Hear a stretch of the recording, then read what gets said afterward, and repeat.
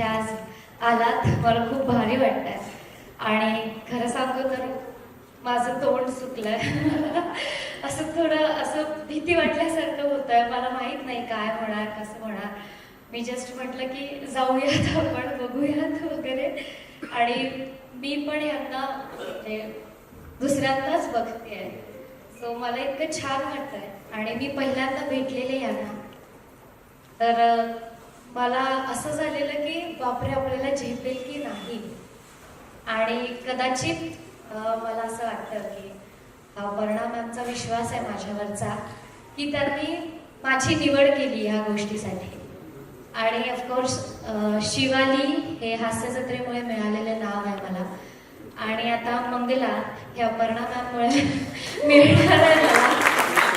आणि पोटात गोळा आलाय खूप, कारण मी सुद्धा आज जो ट्रेलर लॉन्च होणार आहे तो पाहिला नाही आहे, पण मी खूप एक्सायटेड आहे.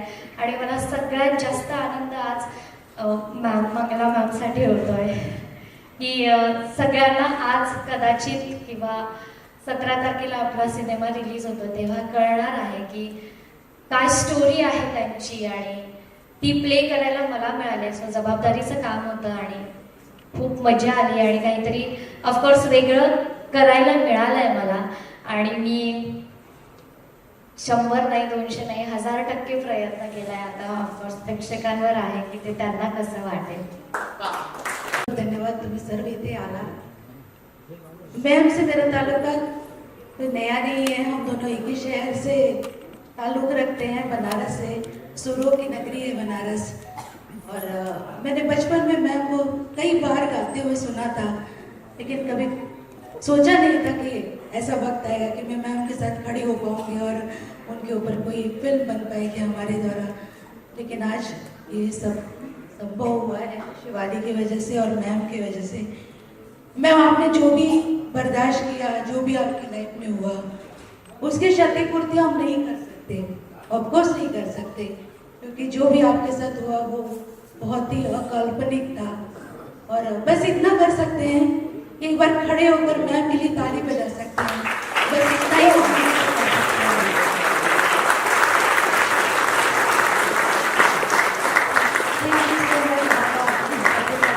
असं सुद्धा म्हटलं जायचं.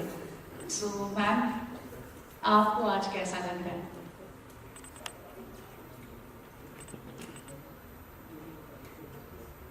निशब्द हूँ,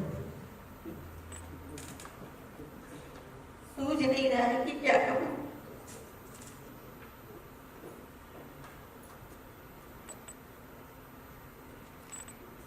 कि मुझसे उन्होंने कहा कि मैं ऐसा करना चाहती हूँ.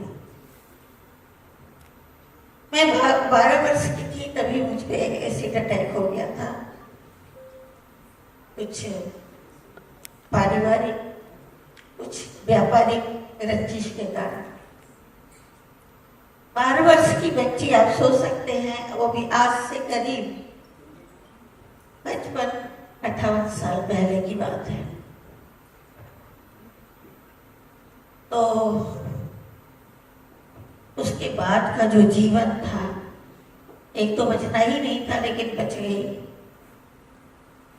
जीना था तो कुछ करना भी था, क्योंकि बैठे बैठे तो जिंदगी बीत नहीं सकती, वो किसी की भी हो. कुछ ना कुछ साहस करना पड़ता है. और मुझे लगता है कि मैंने अपनी क्षमता से बहुत ज्यादा हिम्मत दिखाई और आगे बढ़ने की कोशिश की. पढ़ाई वगैरह छूट गई थी और अटैक के बाद करीब 6 साल लगातार मैं हॉस्पिटलाइज थी, जहां मेरे ही शरीर से बहुत सारे चमड़े निकाले जाते थे और मेरे चेहरे को दुरुस्त करने का काम डॉक्टर करते थे. ये चेहरा उस समय ऐसा नहीं था, ये बहुत विकृत हो गया था, जिसे कोई नहीं देख पाता था. बच्चे तो देख के दूर दूर से भाग जाते थे. मैं कुछ खा नहीं पाती थी, सो नहीं पाती थी, मेरे जल के लटक गए थे बिल्कुल। आंखें अपनी जगह से बहुत नीचे आ गई थी। उस पीड़ा को सहना एक छोटी बच्ची के लिए कैसा हो सकता है, ये आप सोच सकते हैं अच्छी तरह। फिर बैठे बैठे घर में, क्योंकि मेरे करीब 36 ऑपरेशन तब तक हो चुके थे इन 6 सालों में। शरीर हर जगह से कटा पिटा है। चेहरा तो आप देख ही रहे हो। डॉक्टरों ने जहां जहां से स्किन निकाला मेरे ग्राफ्टिंग करने के लिए, वो जगह अलग अपना निशान छोड़ गई है।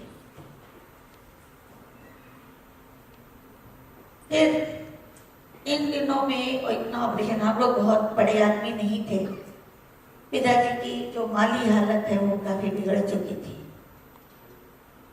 फिर मैं घर बैठ गई। मैं इतनी ज्यादा कुंठा में हो गई कि मैंने किसी का सामना करना छोड़ दिया। मैं किसी के आगे बोल नहीं पाती थी, कांपने लगती थी। मेरे पेरेंट्स को नेचुरली जो होना चाहिए, उनको चिंता हो रही थी कि लड़की बच तो गई है, लेकिन इसका जीवन कैसे चलेगा। पढ़ने के लिए डाला, प्राइवेट पढ़ी, अच्छा खासा पढ़ी। और जब सेंटर पे एग्जाम देने गई, पेपर मेरे सामने आया तो मुझे लगा मैंने तो कुछ पढ़ा ही नहीं है। क्यों? क्योंकि वहां जितनी लड़कियां थी, जो लोग थे, मुझे देखने हंसने लगे थे। मुझे कमेंट्स मिलते थे अच्छे अच्छे, देखो नाक कटी जा रही है, देखो मुँह जली जा रही है, इसका चेहरा कैसा हो गया है। ये सब सुनना पड़ता था मुझे रास्तों में। पढ़ नहीं पाई। फिर घर आके बैठ गई।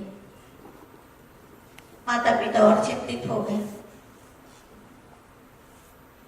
मेरा गला बचपन से अच्छा था, मैं गाती थी, अच्छा गा लेती थी। पिताजी ने सोचा कि इसको संगीत सिखाया जाए। डॉक्टरों ने कहा कि ये पागल हो जाएगी अगर ऐसी बन रहेगी घर में। तो मुझे संगीत सीखने के लिए वहीं पास में स्कूल था, वहां डाल दिया गया। सिर्फ इसलिए कि मैं अपने जीवन के बारे में थोड़ा उससे हटके कुछ करूं, कुछ गाऊं, संगीत में अपना मन लगा के जीने की कोशिश करूं। मेरा संगीत का सफर वहां से शुरू हुआ। मैं रोज आने जाने लगी। आने जाने से ये हुआ कि मेरी हिम्मत थोड़ी बढ़ने लगी। और बहुत संक्षेप में बताऊंगी क्योंकि वो यात्रा बहुत कठिन करते हुए यहाँ तक का सफर मैंने किया। और आजकल की जो युवा पीढ़ी है, देखती हूँ वो लोग बहुत जल्दी हताश निराश हो जाते हैं। तो मुझे लगता है कि इस फिल्म को देखने के बाद उनको बहुत मोटिवेशन मिलेगा कि किस तरह जिंदगी जी जा सकती है, बहुत रिड़क के, बहुत दुख पाके भी, और सफर को जारी रखना।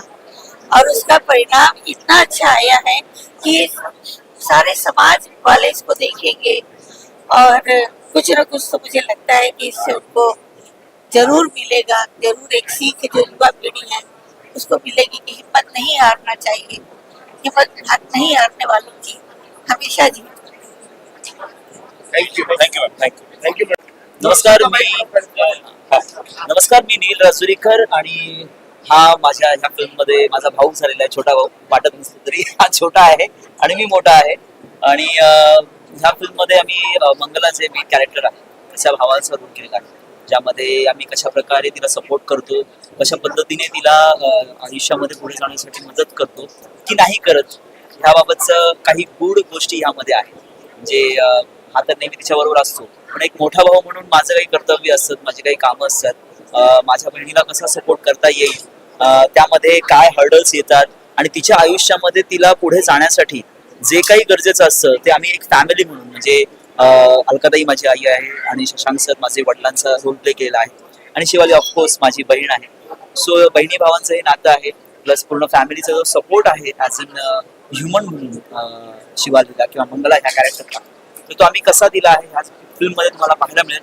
प्लस त्याबरोबरच मंगलाचा जो आयुष्याचा खडतर प्रवास आहे, ऍसिड अटॅक झाल्यानंतर तिच्या आयुष्यामध्ये जे बदल होतात, त्यानंतर तिला काय काय कोणत्या कोणत्या संकटांचा सामना करावा लागतो, हे या फिल्ममध्ये तुम्हाला नक्कीच बघायला मिळेल.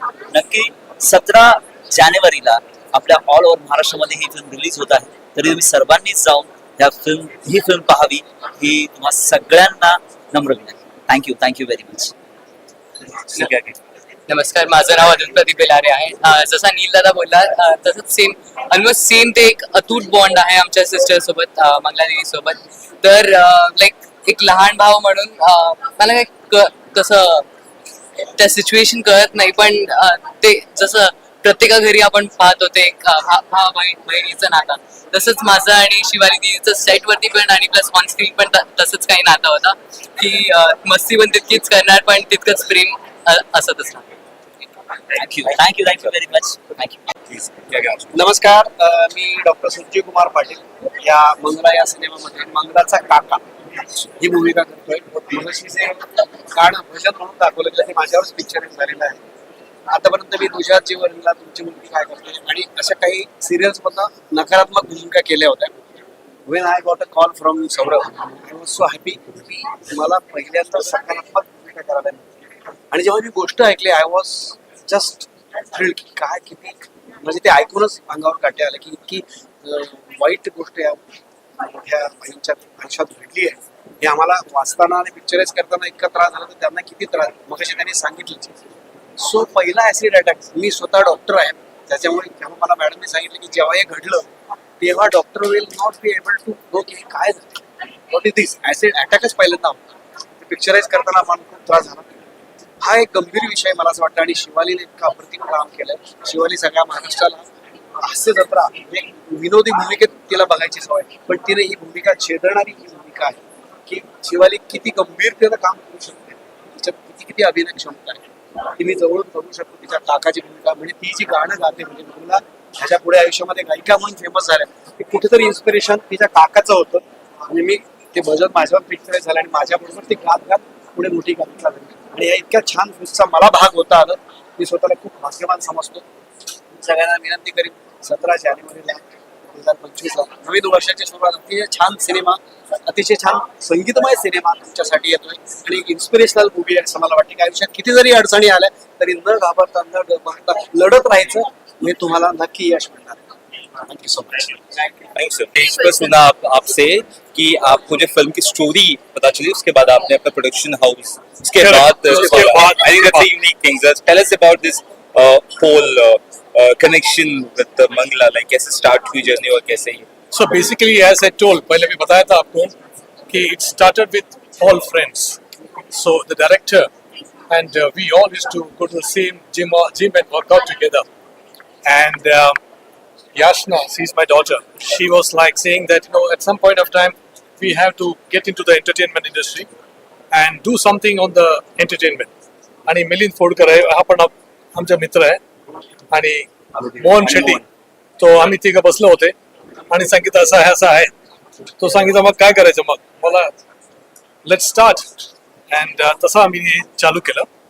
आणि पहिलं आम्ही नाव फक्त एंटरटेनमेंट ठेवणार होतो पण ते आम्हाला गव्हर्नमेंटकडनं अप्रूव्ह नाही झालं, त्याच्यामुळे आम्ही फक्त आणि फक्त एंटरटेनमेंट हे मराठी नाव सजेस्ट करून चालू केलं.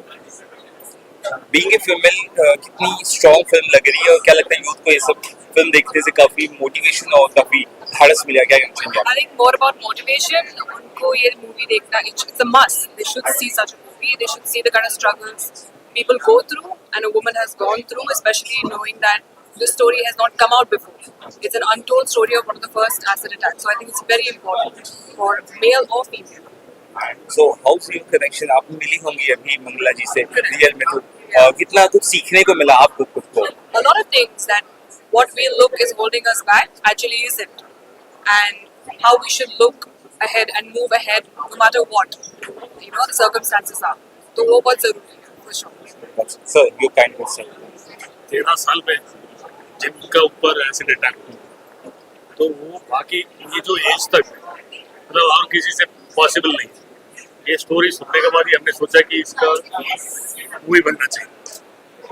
तो इतना ये एज तक उनको 13 में ये होता है, अभी तक वो जो सर्वाइव कर रहे हैं और अचीवमेंट है, उसके लिए हमने movie choice thank you. Thank you sir, thank you, thank you.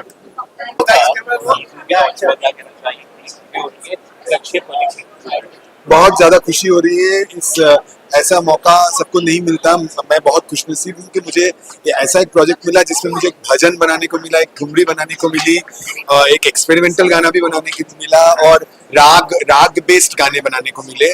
क्योंकि टॉपिक ही ऐसा है, क्योंकि मंगला का जो कैरेक्टर है वो शास्त्रीय संगीत गाती थी, तो इसलिए म्यूजिक भी वैसा ही होना था। तो मैं तो बहुत अपने आप को खुशनसीब समझता हूँ कि मैं ये कर पाया। रोकिनी, बस हम सब बहुत भाग्यशाली हैं कि एक ऐसे इंस्पिरेशनल जो कैरेक्टर हैं मंगला जी का, उनके लिए उनकी मैं वॉइस बन पाई। और इसमें इस फिल्म में कुछ प्योर क्लासिकल बंदिशें भी मैंने गाई हैं जो मैंने कंपोज भी करी हैं। और मेरे साथ ऑफ कोर्स शांतनु के जो गाने हैं वो तो है ही हीरे, जिसमें मुझे ठुमरी गाने का मौका मिला। और एक मोन्टाज सॉन्ग है जिसमें वो बड़ी हो रही है, वो एक गाना है, बहुत स्पेशल गाना है जो आज मैंने म्यूजिक लॉन्च में गाया भी। और मेरे साथ अनूप है जिन्होंने पूरा म्यूजिक अरेंज किया, पूरा बैकग्राउंड स्कोर किया है। जब आप फिल्म देखेंगे तो आपको उसमें दिखेगा कि कितना खूबसूरत किया। और नेहा विकास साटम है, उन्होंने सारा मराठी लिरिक्स लिखा है, सारे बहुत lyrics। ब्यूटीफुली लिखा है। आप भी बोलेंगे अंकल, बोलिए थोड़ी यहाँ पे क्लोज आ जाइए, आइए, यहाँ पे आ जाइए, आप भी आपको कैसा लगा?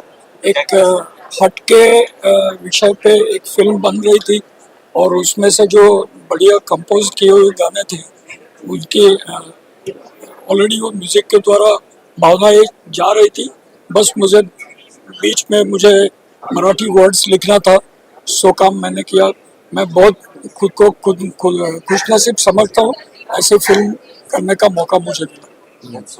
और the other singer in the Nihar बोलो। मी मराठीत बोलतो बट मला खूपच आनंद होतोय की शंतनूनी जो विश्वास दाखवलाय माझ्यावर ॲज अ सिंगर, त्याच्यामध्ये 3 गाणी गायलीत मी. एक त्याच्यामध्ये राम भजन आहे, एक खूपच इन्स्पिरेशनल सॉन्ग आहे ज्याचं नाव आहे मनाचं, आणि एक मॉन्टाज आहे. सो नक्की मला पर्सनली असं वाटतंय की हा अल्बम खूप युनिक बनलाय. मराठी लँग्वेजमध्ये आपण बरेचशी गाणी ऐकतो ट्रेडिशनल असतात, पण ह्याच्यामध्ये वेस्टर्न आणि ट्रेडिशनलचं एक खूप छान एक मिश्रण आहे. सो आम्हाला नक्की ऐका आणि कळवा कसं वाटतंय. थँक्यू. अनुप बताओ, पूरी फिल्म तुमने देखी है? मीच सगळ्यात जास्त बघितली ही फिल्म, कारण मी बॅकग्राऊंड स्कोर केला याचा.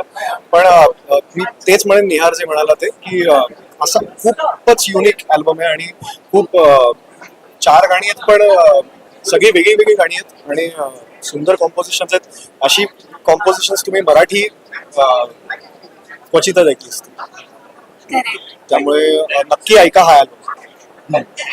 Thank you. कैसे सिद्धि आपके आपको पता चला और कैसे आपने पूरा होमवर्क किया? जैसे ही मैंने बताया था कि मंगला जी और मैं एक ही शहर से ताल्लुक रखते हैं, बनारस से, और इत्तेफाकन मुझे भी वहीं पढ़ने का मौका मिला जहाँ वो पढ़ाती थी। तो हम रोज देखते थे आते जाते, और बहुत जिज्ञासा थी जानने की कि ये क्या है और ये कैसे हुआ।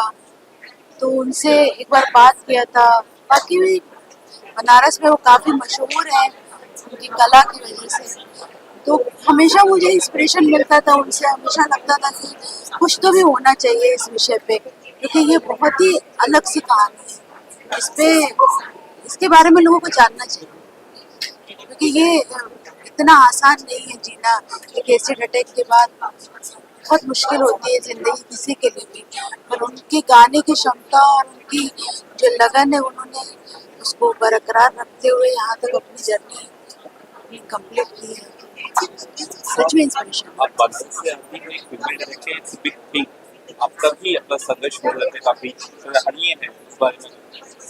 बनारस से छोटी जगहों में बहुत मुश्किल होता है किसी के लिए भी। वो दुनिया एक अलग दुनिया है, मुंबई की दुनिया एक अलग दुनिया है।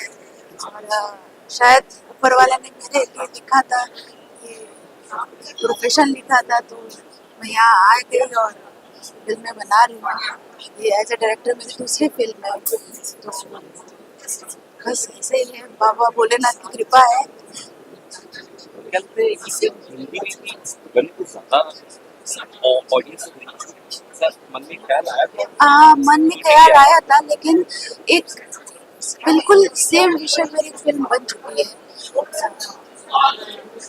इसलिए ऐसा लगा कि मराठी में ऐसा विषय अभी तक छुआ नहीं किसी ने, तो अच्छा हो कि हम पहले मराठी में करके देखें और जाने की लोगों की क्या प्रतिक्रिया है इस बारे में। दर्शकों को भी तुम देख सकते हैं। ये फिल्म 17 जनवरी को पूरे महाराष्ट्र में एक साथ रिलीज हो रही है, और हम ट्राई कर रहे हैं कि इसे डब करके हम हिंदी में भी कुछ जगहों पे, जैसे जहाँ से मंगला जी बिलोंग करती है, जहाँ से उनका संघर्ष चालू हुआ, ऐसी जगहों पे हम इसको रिलीज कर सकते हैं। बहुत इस फिल्म से मैं है मंगला पहिले तर मी मराठीत बोलतो, कारण की फिल्म मराठी खूप इन्स्पायरिंग स्टोरी आहे आणि असं खूप सॅड स्टोरी आहे, जिला मराठीमध्ये पहिले तर दीपिकाचं बॉलिवूडमध्ये बघितलं मूवी, आणि कोणतरी मराठी कलाकार आणि मराठी लोक मिळून खूप चांगलं आणताय. एंटरटेनमेंट खूप झालं, म्हणजे हसतात बोलतात सगळे. जी शिवाली परब जी लीड आर्टिस्ट आहे तिला हसताना सगळ्यांनी बघितलं किंवा आपल्याला हसवताना बघितलं. आता पहिल्यांदा काहीतरी सिरियस टॉपिक वरती केले, आणि हा पहिला इंडियातला पहिला ऍसिड अटॅक वरती झालेला मूवी. तर मला असं वाटतं की जितकेही मराठी कलाकार आहे, हिंदी कलाकार आहे किंवा पब्लिक आहे, ऑडियन्स सगळ्यांनी खूप सपोर्ट करा या फिल्मसाठी. खूप चांगला प्रतिसाद द्या, आणि 17 तारीखला फिल्म सगळ्या जवळच्या थिएटरमध्ये रिलीज होणार, तुम्ही सगळ्यांनी जाऊन बघा. आणि थोडंसं रोलसाठी मी पण आहे, तुम्ही नक्की बघा, तुम्हाला आवडेल, खूप खूप आवडेल. थँक्यू.